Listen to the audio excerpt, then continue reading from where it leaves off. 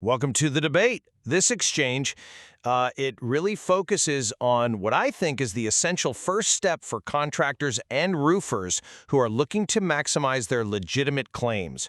We're talking about step one of Latif's professional supplementing system, which he details in Chapter 4 of his manual. This is all about identifying those claim opportunities and, crucially, gathering the data to back them up. And it's so crucial because, as Latif really emphasizes, this initial stage, the data collection, the opportunity identification, it basically sets the financial ceiling for the whole job. The contractor's mandate here is, well, it's crystal clear. The job is always to create a correct estimate. And that means, making sure every single piece of necessary scope is in there. We're talking professional standards, local codes, everything. It has to be documented no matter how low that initial carrier estimate comes in. Right, and this is fundamentally about increasing your profits through just operational professionalism. It's not about being antagonistic, but even at this really basic level, we find a substantive disagreement on the best data strategy. The core question is this: does getting to that correct estimate mean a contractor has to prioritize this maximal, rigorous, independent documentation, verifying every measurement, taking tons of photos, even when the carrier has already provided some of the data? Or should the contractor take a more strategic route? Should they consciously leverage the data that the adjuster has already provided, especially when that data is favorable, mind you, to maximize their own operational efficiency and, minimize the friction that so often slows down the final approval? That balance right there between absolute rigor and strategic speed, that's where we find the real tension. I'll be arguing that this kind of rigorous, independent documentation is the non-negotiable foundation for building a truly defensible and correct estimate. If you take shortcuts on that rigor, you're compromising your long-term credibility and just opening yourself up to audit risk. And I'm going to argue that focusing on strategic data leverage gives you the highest immediate return on your investment. And that is the essential key to turning supplementing from this cumbersome task into a predictable high revenue stream. My position is really grounded in the standard of professional practice. Latif gives us the complete data collection checklist for a reason. It's because data is everything in supplementing. If our goal is a correct estimate, we absolutely must be prepared to defend our requests with verifiable, independently gathered facts. And this isn't just, about a few photos, it's about the baseline measurements themselves being verifiable. We need to use reliable aerial services like EagleView or Roofer, and then we have to cross-check those findings with manual verification, especially for complex areas. We have to capture what he calls the documentation that desk adjusters can't ignore. The point is, if your underlying data on measurements is compromised, whether you did it on purpose or by accident, the entire supplement package, it risks being built on an unstable foundation. That makes it indefensible against a serious audit. The ethical and financial obligation is to collect the most rigorous data possible to establish the true scope. See, I come at it from a very different perspective, and it's based on operational ROI. The whole goal of step one is maximizing the return on the time you invest. We're dealing with a business activity that, when you do it efficiently, can yield financial returns of, over $3,000 per hour spent supplementing. So when we look at that metric, every single hour you spend double-checking benign measurements or producing, unnecessary data, that's essentially lost revenue. The strategic path is paved by making it effortless, completely effortless for the desk adjuster to approve the supplement.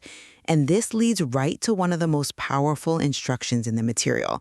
If the adjuster's measurements are higher than yours for any component, use their higher numbers in your supplement. Never correct them downward. This doesn't just create goodwill, it speeds up acceptance by deferring to their initial work, which is just critical for turning over claims quickly. That specific strategy, though, using the adjuster's higher measurements, even if you know they're a little inaccurate, that's the perfect illustration of this conflict.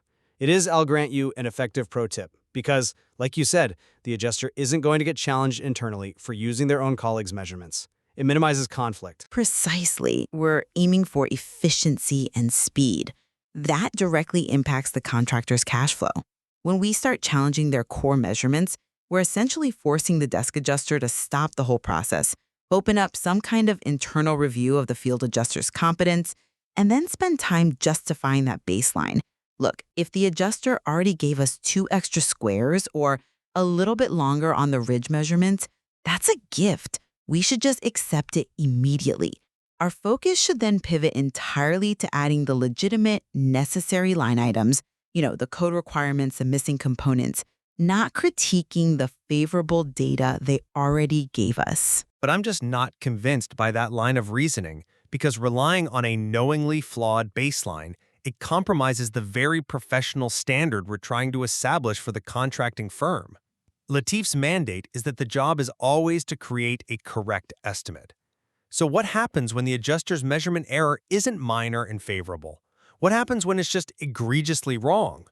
The material explicitly warns that if, for example, a standard 25-square roof is measured by the carrier at 60 squares, using that figure, even if they provided it, creates a massive liability.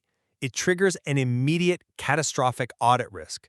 It could invalidate the whole claim and raise very serious ethical flags. Okay, I agree that fraud or, highly egregious errors have to be avoided, of course. But in the day-to-day reality of, say, 30-square residential roofs, the difference is usually marginal, maybe 2 squares.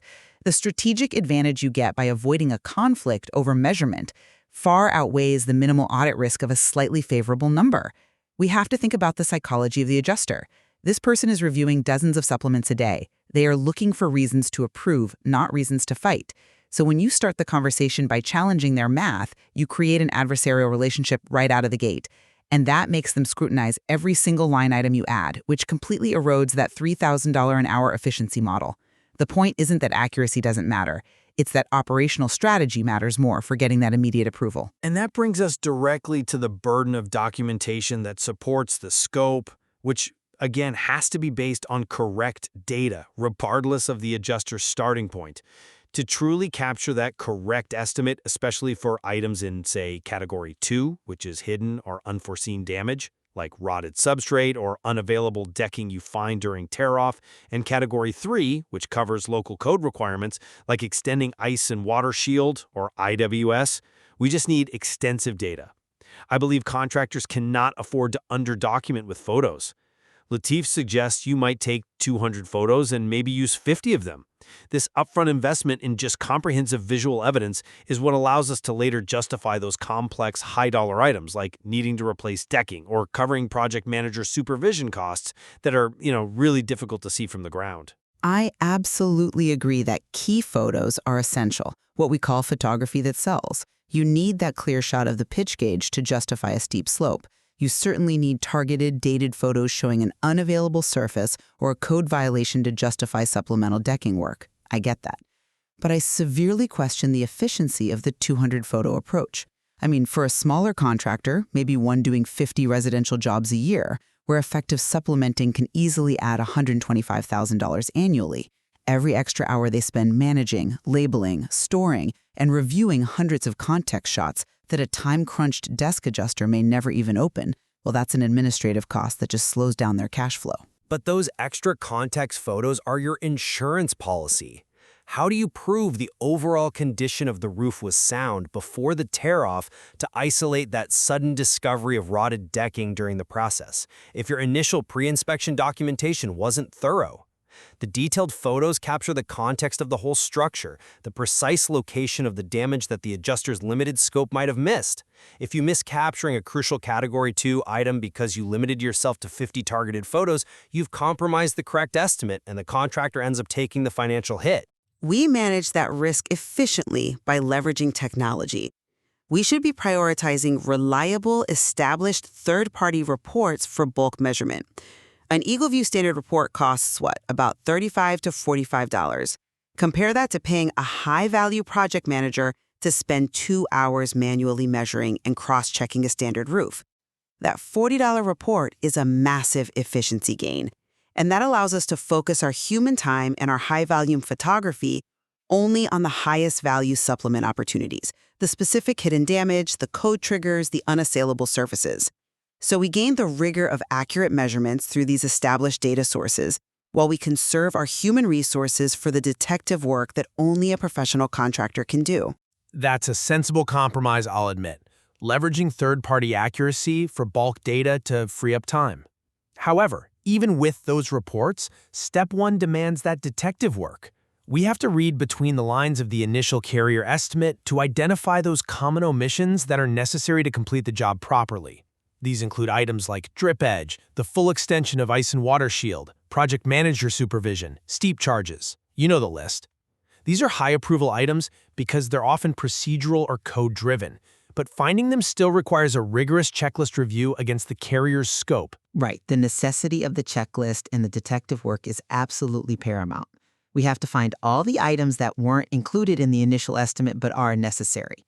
But again, I bring it back to this. The ultimate success of Step 1 hinges not just on finding the items, but on the organizational rigor of the documentation that follows. The highest operational return comes from making sure that Desk Adjuster gets scannable, context-rich files immediately. We need systems that generate clear file names, Smith 2024 supplement estimate.pdf, not, document1.pdf. We have to streamline their workflow, just acknowledging they review dozens of these things every day. That organizational clarity, the ability to present the evidence for drip edge and IWS instantly, that often matters more for rapid approval and cash flow than finding one extra line item that's then buried in some disorganized folder. I mean, poor acquisition can't be fixed by a tidy PDF name, but even perfect acquisition fails if the presentation is sloppy. I'll concede that point. Poor presentation absolutely sabotages excellent data. Organization is a critical component of professional supplementing. But I do want to pivot back to acquisition for a moment. If our goal is truly the correct estimate, and we start to rely too heavily on efficiency, are we just institutionalizing a form of intellectual laziness? If a contractor knows they can save an hour by not cross-checking that third-party aerial measurement against a manual review, are we subtly lowering the bar for what we consider professionalism? And could that lead to missed opportunities or errors that cost us the job? I don't think we're lowering the bar. We're optimizing resource allocation. Look, if I can prove the need for a steep slope charge with a $5 pitch gauge photo and one quick measurement, why would I spend an hour manually verifying the rake link that's already provided by a verified $40 Eagle View report? That saved hour goes toward finding those high-value omissions you mentioned. The IWS extensions, the PM supervision, those are far more likely to generate revenue than finding an extra 3 feet of ridge cap that was missed in an aerial report. The strategic decision is, where is the highest value in the data collection process? And I argue it's in finding the omissions and streamlining the presentation, not in obsessive measurement redundancy. That focus on finding the omissions, the drip edge, the ice and water shield, the proper ventilation components, that's a necessary shared priority. The disagreement really remains on how far we have to go in establishing an independently verified baseline before we layer those emissions onto the carrier's initial estimate. And the contractor has to decide if the risk of relying on the adjuster's data is worth that speed boost. Indeed. So, the advocate champions the rigorous maximum documentation standard to fulfill the correct estimate mandate, making sure the estimate is completely audit-proof. And I champion the strategic use of existing data and high-efficiency documentation to maximize that immediate ROI and minimize approval friction with the desk adjuster, which in the end achieves the highest operational profits. Ultimately, both approaches agree that the core goal, as Latif defines it, is to secure professional compensation for legitimate, code-compliant work. And we both recognize that the single most critical document in this whole process is the initial carrier estimate itself, because all of our supplementary data and all our claims have to logically and numerically build upon the scope that's established in that initial document. Contractors really have to rigorously evaluate their own operational capabilities to decide where that line lies for them, between maximum data rigor and strategic efficiency for their own business model and their specific project volume. And gathering and organizing all this data is only step one.